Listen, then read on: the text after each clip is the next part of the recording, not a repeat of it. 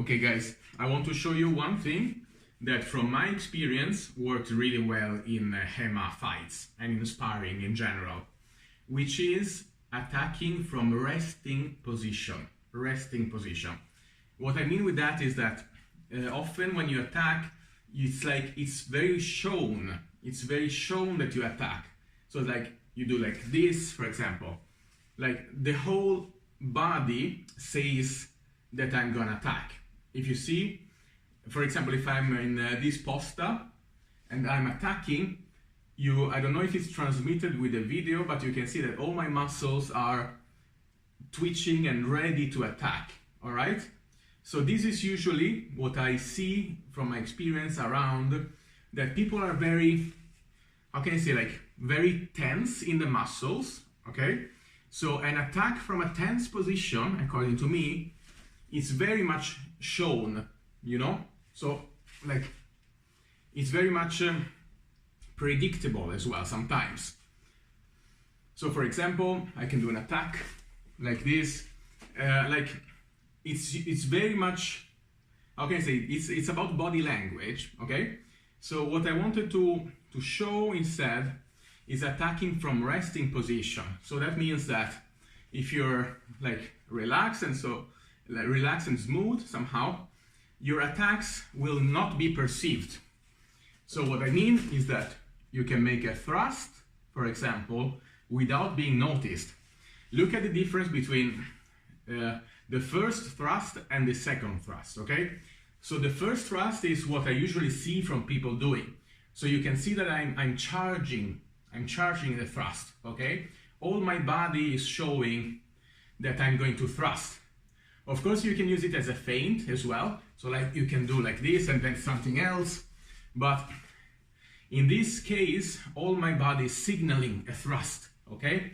So this is very, how can I say, very, sometimes easy to predict and to understand. But what I mean with coming from resting position is that I can switch stance, I'm out of range, I'm inside range, and then I can attack with a thrust. I can do with two hands as well, of course. So for example, I'm switching. Look at the difference here. This is something that I usually do, and it actually kind of works. So I switch from a posta to a resting posta, and then I thrust. Okay, so this is usually very unexpected because it's coming from a resting position. So all my muscles are loose, so it doesn't look like I'm gonna attack. So for example, I can tense a little bit, then I relax, and then I do the thrust. That thrust usually is never seen. And according to me, this is the big difference between being able to predict an attack and being able to not predict the attack.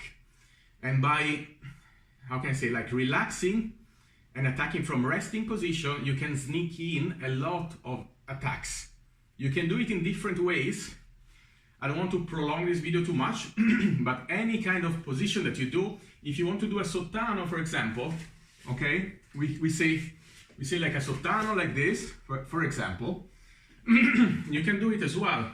Like you're switching stance, you're doing this, and then you're doing the sottano.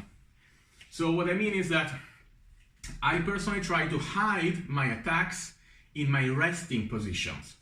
So whenever I'm predicting which attack I think will be successful, and then I'm mixing it in my resting position. So it doesn't show, it hides between the position.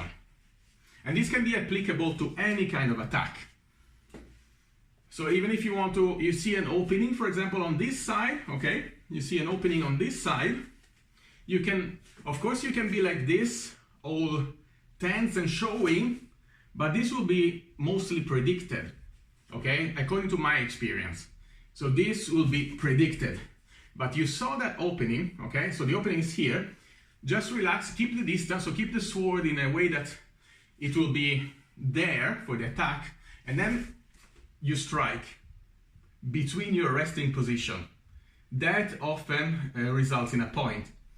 The opponent will not see it coming. So this is my recommendation.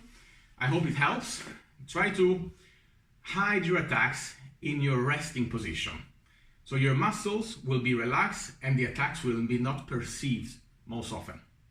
Thank you for watching and see you next time.